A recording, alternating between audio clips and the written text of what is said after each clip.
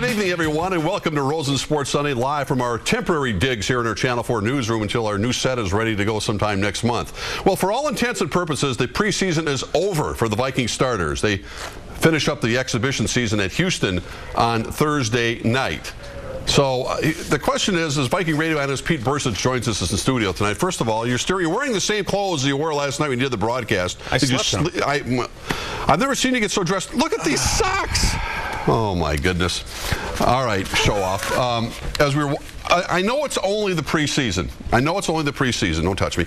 But after being at the Dome on Friday night and coming home then and watching the New Orleans-Houston game on Channel 4 last night, the first half, Drew Brees and Matt Schaub went up and down the field for their respective teams. I said, maybe there should be more to be concerned about with what the Vikings are showing us after what we saw in the first half. That was supposed to be the dress rehearsal. Yeah, and the disappointing part is you go into that game and San Diego thought it was next week because they had 18 guys not dressed, and so these players take the field. They know that, and they're professionals. They should get motivated. I think the thing that stood out to me when you compare that game to Buffalo was just they didn't have the enthusiasm. They didn't have the hustle. They didn't have the, three guys on the pile.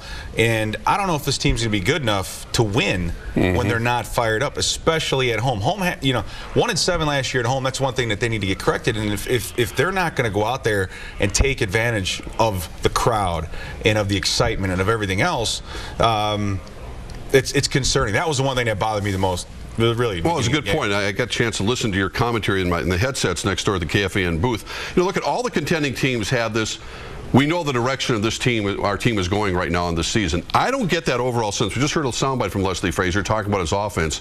Not with the uncertainty of Adrian Peterson's impact or any wide receiver that, you know what, take a collective breath. Whether you're the Packers, whether you're the Saints, whether you're the Giants, go down the list of the contending teams, the Patriots, the Steelers.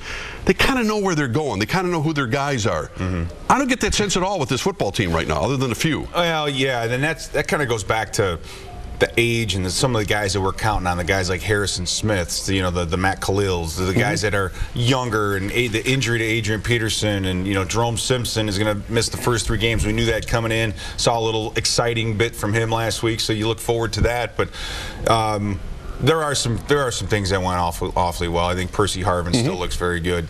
I think the one thing about Christian Ponder is just taking those steps and getting smarter. Some of those sacks that he gave up, just held the ball too long, and those are things that he'll grow and get better at. But yeah, not that step forward you were hoping to, because there's such a big leap from San Francisco to Buffalo. I mean, they didn't look like the same team.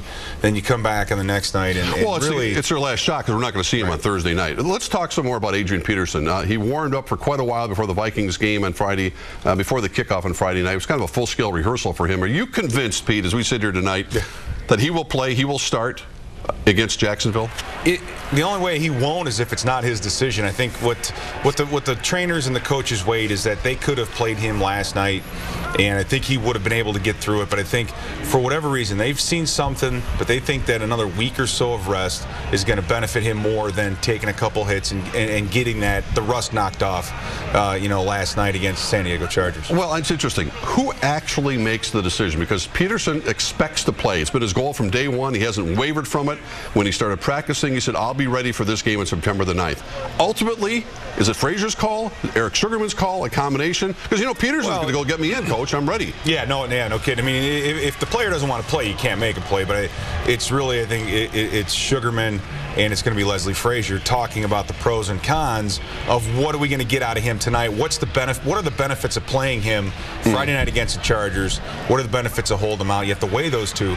The one thing that is interesting, though, I did talk to AP before the game, and he was excited. He was disappointed he wasn't going to be out there, but he wasn't heartbroken. He wasn't, that disappointed. He knows he has a little bit of work to do. He'll continue to practice, as we see here at Winter Park. Would fatigue, in your mind, Pete, be the big concern beyond the obvious about the knee and coming back and all of a sudden playing in a game just like that? Well, and the funny thing is, when you've been out for so long, it's not necessarily that first game that you worry about. It's the next game and maybe the third game when those guys, that's all what camp is all about. It's being able to build your body up so if you play a week, you come back next week fresh. So I'm not worried about that first week. I'm worried about week number 2 and week number 3 with him. You were an assistant coach of this team. If you were the head coach, how much would you play him? Would you play him against Jacksonville? Just the red zone. What would you do with Adrian Peterson? If you know what you know now about him. No, I mean, I wouldn't have his first game be that 4th preseason. No. I'm at the first game. I don't care about put him out there. Yeah, if the 3rd or 9th game. Yeah, put him out there. Okay. But I mean, you have. I think one thing that's nice about the preseason is Toby Gerhart, and he's added some things, especially in the receiving game. And I'd like to see Toby kind of take over that 3rd down role, make it his own, make him be the back to protect, and when you need it most in that position or that situation, and let Adrian have his situational runs here and there. Give him a couple plays that he'll do in practice all week, and then go from there. Make him a role player really until he has enough stamina on everything. That's probably the way they're going to go. Well, getting back to Friday night, the Vikings' first-team offense was impressive in their 2nd preseason game, as Pete mentioned, against Buffalo. But the Chargers presented a much different obstacles. They said they had their B team on offense. They had enough starters on defense to really bottle up the Vikings for that first half. Were not impressive. On the defensive side, Fred Evans sacked Charlie Whitehurst against a makeshift offensive line that the Chargers brought into town. Yeah, they had 3 guys missing. They had Nick Hardwick, Green, Jared Gaither. But this is what we expected out of the Viking defense to go up against that crew. And you got to give the defense some credit. They really held them out of the end zone, and they also got the ball in the red zone quite a bit. 3rd and 10, Michael Jenkins got to make that catch. Right. The timing on those was just off all night for whatever reason.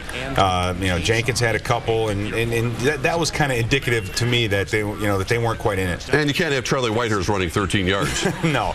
And these kinds of things are really mental errors on the rush. They're just, one guy goes the wrong way and the pocket opens up, and Charlie Whitehurst, being a vet, he found it and took it. Now here's a ball you'd like to see Ponder throw, and it's right to Percy Harvin, but just slightly off, and he should have caught it. Right, and he should have, and he wished he had that one back. But the thing is about a guy like Harvin, the great players, they come back later and make good plays, and he will do that. So this isn't going to happen to Percy too much. Now Ponder got sacked a lot. How much was Khalil, who gave up? Ponder kind of walked back into it, but Khalil had a little bit of a tough time as well. Yeah, and you could tell. I think again with him, it's some of the mental error. Him trying to help out the guard. Did he help out too long? I think they can clear that up. I don't think it's a physical thing. I think it's just a mental. Jared Allen had a lot of fun. He didn't bother with the cap rope. No, not in the preseason. No. It was just fun listening to him toy with that 7th rounder right in front of him. Jasper Brinkley, middle linebacker, had a quarterback sack here too. He's the guy that has to play at a high level. Right, and he was the guy going in this game that you wanted to see something out of him, and he did make some splash plays, and they're working together as a unit. Aaron Henderson, eating up the block so he can come in. Here's the catch you mentioned with Percy Harvin coming right back. And this is what a great player does. He comes back and makes a play later on, and Harvin, he's explosive. He has that wiggle. He has the speed. Harvin's going to be he's going to be such an asset this year. Yeah, and that's the thing. You took him to have about a deep threat. He outran everyone at that point, including the safety. Yeah, and a nice ball, nice accurate throw. Miscommunication upon there's a bad pass. Was he expecting a different route there?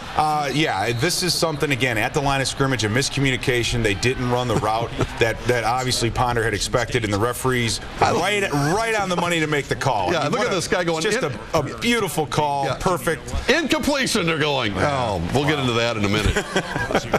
It's pretty amazing. We'll talk about the officials as well. The Vikings struggling in that first half, and that's something that just Jenkins did catch that one. Yeah, he did. And again, that's a quick timing route, the hook routes, and they got to that later in the game. But I think we have to get a little tougher up front. I saw too much penetration.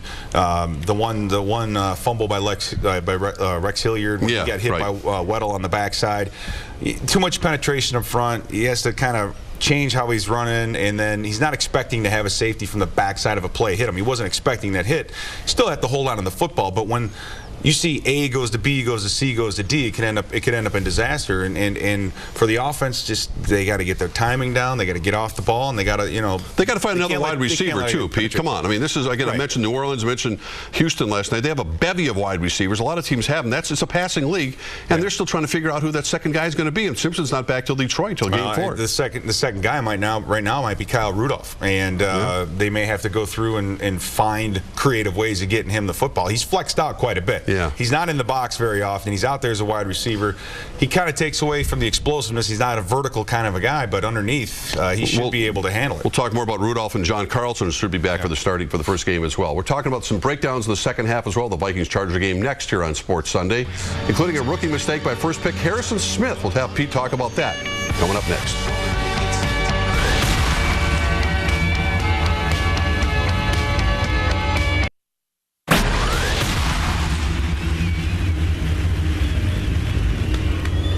welcome back to Rosen Sports Sunday, along, of course, with Vikings radio analyst Pete Bursich. And even though you've been drinking the Kool-Aid, you got the purple all over the place.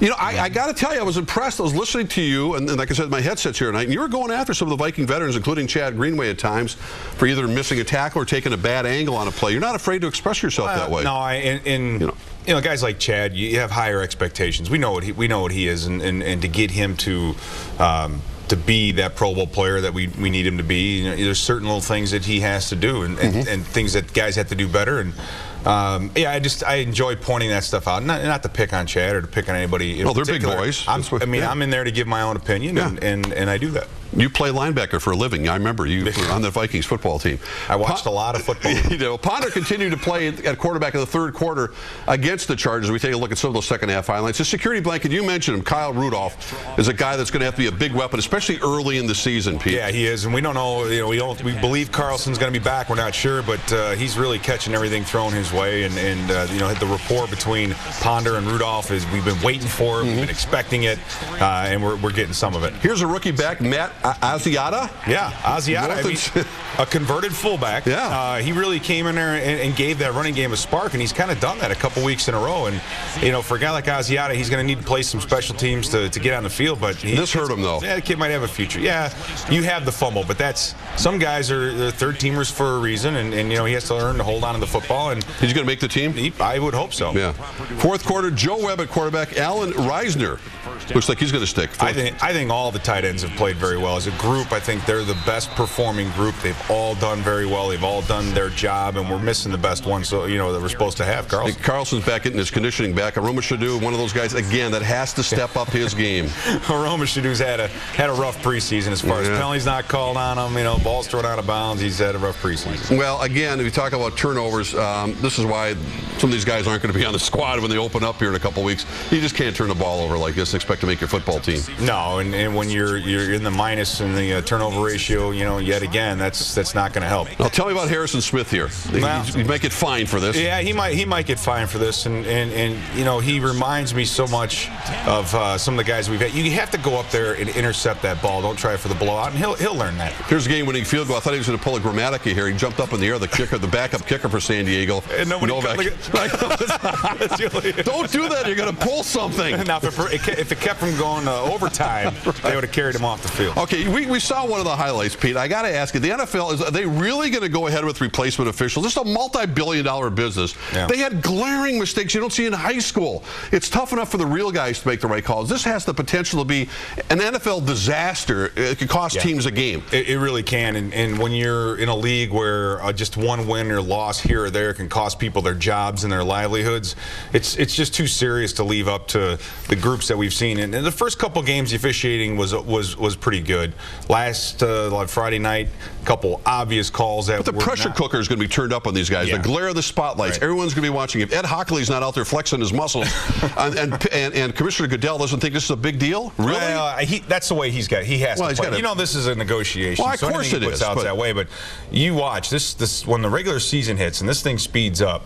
These guys are going to be even more lost. So we've seen false starts called on guards.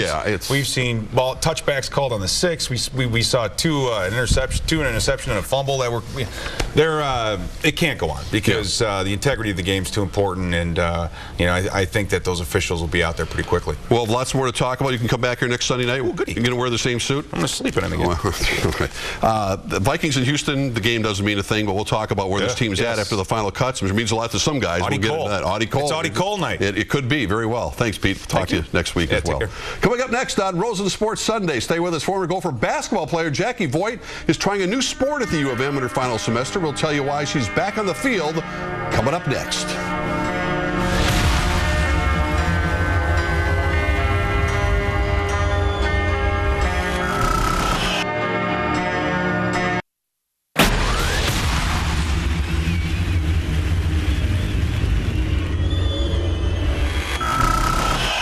And welcome back to Rosen Sports Sunday. The Gopher women's soccer team added a veteran player to their team for just one season.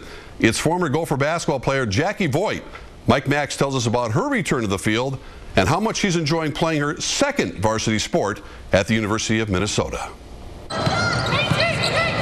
Jackie Voigt was a 4-year starter on the University of Minnesota basketball team. She thought her Gopher athletic career was over this spring after they won the WBI postseason tournament, but it was not.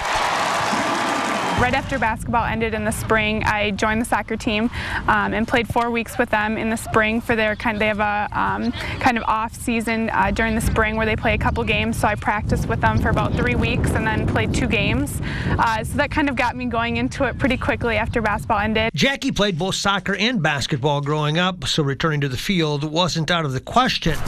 Keeper! Right now, she's refining some skills in her new role as a backup goalie. Keeper!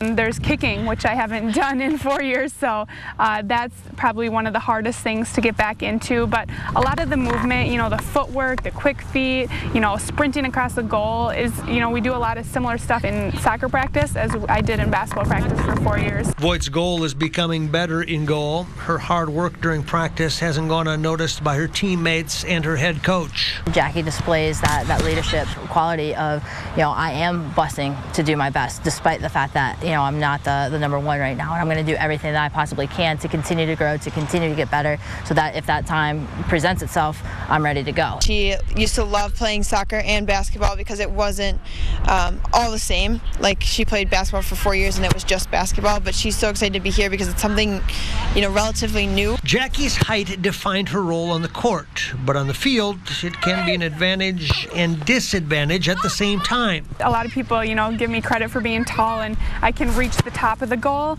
but it also means that it's a lot farther to get down on the ground. And, basketball, I've taken charges and stuff like that, but diving on the ground and then getting back up as quick as I can is something that, being 6 foot tall is a little challenge, but makes me work hard at that, and it's something that I can just keep getting better at, is getting to the ground as quick as I can. Jackie is watching and cheering her teammates on from the sidelines, knowing her veteran leadership is impacting their play on the field. In training, she's great. She's really supportive. She's trying to help her teammates the best she can. She's calm and collective, and I think that experience has really helped her. When Voigt's two-sport endeavor is done this fall, she hopes to leave with fond memories. I did what I came to do. It's just, spending time with a whole new group of girls, learning from a new coaching staff is going to give me so much experience, going into what I want to do. I want to get into coaching, and so, this is one last season to be an athlete, and then, to learn from everything and just have fun, and I'm just here to help the team in whatever I can. 1, 2, 3, Gophers! I'll tell you, Jackie is the consummate student athlete. She's going to receive her master's degree in December in applied kinesiology. She already has her Bachelor of Science in Sports Management with an emphasis in communication. She's a pretty good talker. Did I mention she was a former WCCO sports intern? She's done a lot of great things for the U of M. Winning, losing doesn't really matter. Way to go, Jackie. We'll be right back. Stay with us.